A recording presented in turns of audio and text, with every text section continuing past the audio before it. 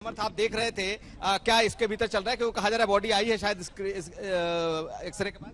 बताया जा रहा है कैल्विन में बॉडी गई है, जहां पर वहां पर एक्सरे होगा, उसके बाद पोस्टमार्टम के लिए यहां पर आएगी बॉडी पर। जैसा कि आप हुजूम की बात कर रहे हैं और कैमरामैन संदीप जिस तरह से दिखा रहे हैं, हुजूम कितना यहां पर बढ़ रहा है, उनको अंदाजा है कि आज यहां पर पोस्टमार्टम होना है। अब सवाल ये होगा सबसे बड़ा कि असद का जब जनाजा निकला था तब तो पुलिस ने रोक दिया था कि जो खाली परिवारजन है वही उनको ही परमिशन मिलेगी।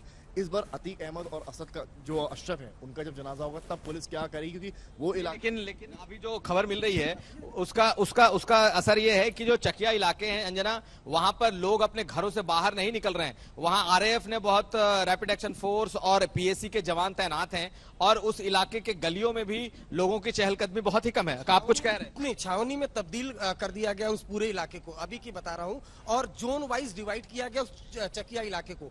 ज्वाइंट सीपी रैंक के जो ऑफिसर हैं वो सुबह से वहां मौजूद है। शहरी के वक्त से, चूंकि रमजान चल रहा है, लोग रोजा रखते हैं, और जब ये पूरी वारदात हुई उसके बाद से ही अलर्ट है। अब जो तस्वीर है, जरा एक बार ये तस्वीर दिखाइएगा। महिलाएं, अतीक अहमद से लेना देना लोगों का नहीं है, लेकिन जैसा कि आप जिक्र कर रहे थे, कौतूहल लोग जानना चाहते हैं अतीक और अशरफ का जिस तरह का खौफ था, तो खौफ का ये भी आप इससे अंदाजा लगाइए कि एक वक्त ये भी था कि साल 2012 का, जिसका मैं जिक्र भी आपसे कर रहा था, साल 2012 में जब ये जेल में रहकर विधानसभा का इलेक्शन लड़ना चाह रहा था, बिल की सुनवाई के लिए इसने एप्लीकेशन फाइल किया। इलाहाबाद हाईकोर्ट के 10 जज ने बिल पर सुनवाई करने से इनकार कर दिया था, तब 11वें जज ने सुनवाई की थी। तो ये अतीक का खौफ न्यायपालिका में भी था, सिर्फ लोगों में नहीं, न्यायपालिका में था, और शायद यही वजह है कि कौतूहल है लोगों में कि क्या कुछ चल रहा है। अतीक या अशरफ की हत्या हुई उसको लेकर किसी से कोई उनका लेना देना नहीं है,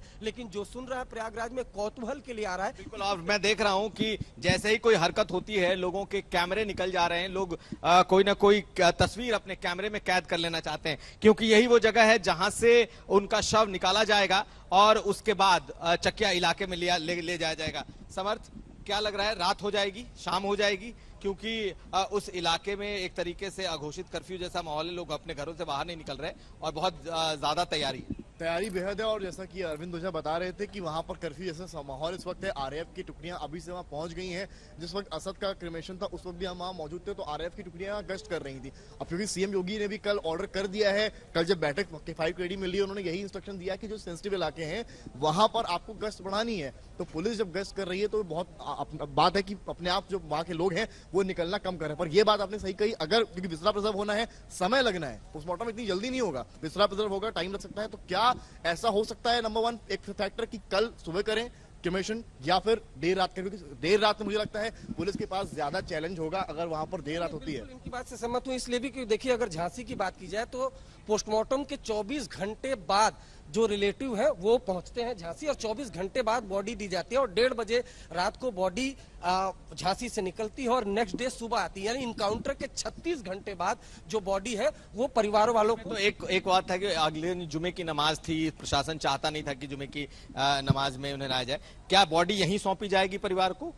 या कहीं और दिया जाएगा? क्योंकि जो जहां तक मुझे लगता है, इसमें समर्थ भी बताएंगे, आपको क्या लगता है? नहीं, मेरा ये आकलन है कि जहां पर हम लोग गए थे, जिस कब्रिस्तान में बॉडी जानी है, रात में वहां कोई लाइट नहीं है, उस पूरे एरिया में कोई बड़ी फ्लड लाइट है नहीं। तो ऐसे में जो फ्लड लाइट नहीं है तो रात में बड़ा चैलेंज हो जाएगा पुलिस के लिए। अगर रात में जाते हैं, मान लीजिए कोई वहां से निकल के कुछ अप्रिय घटना करने की कोशिश करता है, तो पुलिस के लिए रात चैलेंज होगी। मेरा जो अनुमान है, रात के बजाय अगर रात होती है, अंधेरा होता है पोस्टमार्टम होते होते, तो पुलिस प्रेफर करेगी भले अर्ली मॉर्निंग करे पर उजाले की बात करें, क्योंकि कब्रिस्तान का जो एरिया आप भी गए हैं, अंदर पूरा एक मैदान है, काफी अंदर। आप जब 500 मीटर पैदल चल के जाएंगे, वहां से कब्रिस्तान शुरू हो रहा है और कोई फ्लड लाइट वहां पर नहीं है। तो वो बड़ा चैलेंज होगा कि लाइट्स लेकर वहां पर जाना, मुझे लगता है पुलिस नहीं लगी।